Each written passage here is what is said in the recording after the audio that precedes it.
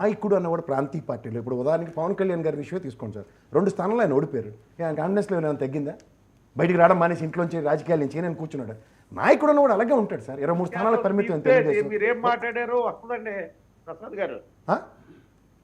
పవన్ కళ్యాణ్ గారి గురించి మీరు ఏం మాట్లాడారు అన్నది నా దగ్గర చాలా పరిస్థితులు అండి ఇప్పుడున్న పరిస్థితుల్లో ప్రతిసారి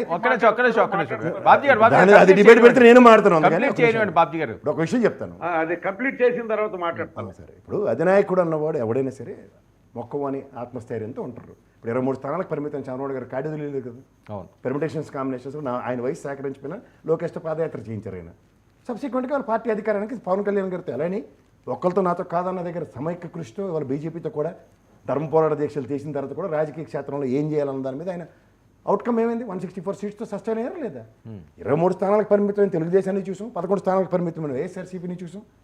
ఈ రాష్ట్రంలో ఏమైనా అద్భుతాలు ఏమైనా కొత్తగా జరుగుతున్నాయి అంటే 8 నెలల్లోనే ఏంటి ఈయనకి ఇప్పుడు మీరు కొత్తగా చూస్తున్నారు 8 నెలల్లో ఆయన ఇందాక కిరణ్ అంటూ లండన్ వెళ్ళి వచ్చాడు అంటున్నారు లండన్ కన్నా ముందు పరిణామాలు చూడండి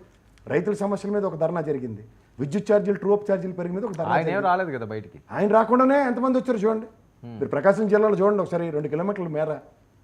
ఎర్రగొండపాలెం పరిసర ప్రాంతాల్లో మీరు ఇవన్నీ గమనించండి సార్ స్టేట్లో మూమెంట్స్ ప్రజల తరఫున నాయకుడు నిలబడ్డాడు అంటే సరే సార్ నవ్విన నాపచేనే పడుతుంది నేను రాజశేఖర రెడ్డి గారి పాదయాత్ర దగ్గర నుంచి తెలుగుదేశం నవ్వులు చూస్తూనే ఉన్నాను తర్వాత ఏంటంట్లు పడ్డాయి కనపడ్డాయి అలాగే జగన్మోహన్ రెడ్డి గారి పాదయాత్ర చూసాం దాని తర్వాత ఈ నవ్వులు పూలు ఏమయ్యో చూసాం అలాగే లోకేష్ గారి పాదయాత్ర చూసాం దానికి నవ్వులు పూలు అయిన వైఎస్ఆర్సీపీ చూసాం ఇదే కొత్తగా చూస్తున్నామా ఏంటండి ఏంటన్నారు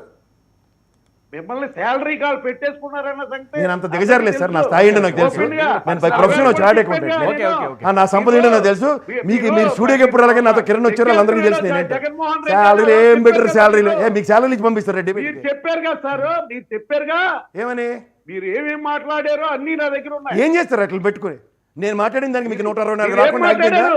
మీరు మాట్లాడేదానికి ఒక ఫ్యాంటిటీ ఉంటుందా నేను మాట్లాడిన దానికి మీకు 164 రాకుండా ఆగిపోయిందా జర్నలిస్ట్ గా మాట్లాడుతున్నారా లేకపోతే వైఎస్ఆర్సీపీ నుంచి వచ్చే జీతం తీసుకుని మాట్లాడుతున్నారా మరి ఎందుకు పదవి రావాలని చెప్పి నాకు జీతం ఇచ్చి సపోర్ట్ చేశారు ఇప్పుడేమో కాదండి బాబ్జీ గారు మీరు యూట్యూబ్ లో పెట్టండి చూస్తే జనం ఎవరు చూడమన్నారు మీకు చూడమని బతిమాలి ఇంటికి ఉత్తరం రాశానా సార్ నా యూట్యూబ్ చూడండి లేకపోతే నేను చచ్చిపోతున్నాను ఇక్కడ ఎవరు చూడమని ఎవరు బాధపడమన్నాడు నచ్చితే చూడలేదు మానండి ఆ యూట్యూబ్ కింద తిట్లు కూడా మేమే భరించాలా ఏం మాట్లాడారండి సబ్జెక్ట్ కలమని మాట్లాడడం రాదు బాబ్జీ గారు ఒక్క నిమిషం రాకుండా ఆగిపోయా సిగ్గుపడలేదా నువ్వు 30వ తారీఖున ఏం మాట్లాడావు నువ్వు ఓకే అండి ఓకే బాబ్జీ గారు వెయిట్ అండి బాబ్జీ గారు ఒక్క నిమిషం బాబ్జీ గారు ఇప్పుడు దాని వల్ల ఏమైనా ఉపయోగం ఉంటుందా సరే మీకు ఏమైనా అందులో ఆయన చెప్పిన దాంట్లో అబ్జెక్షన్ ఉంటే ఆయన చెప్పిన దాంట్లో నేను ఆయన్ని తప్పు పట్టడంలా కానీ ఆయన ఏం చేస్తున్నాడంటే అధికారంలో ఉన్నప్పుడు జగన్మోహన్ రెడ్డి గారు అధికారంలో ఉన్నప్పుడు ఆయన పూర్తిగా సపోర్ట్ చేస్తూ చేశాడు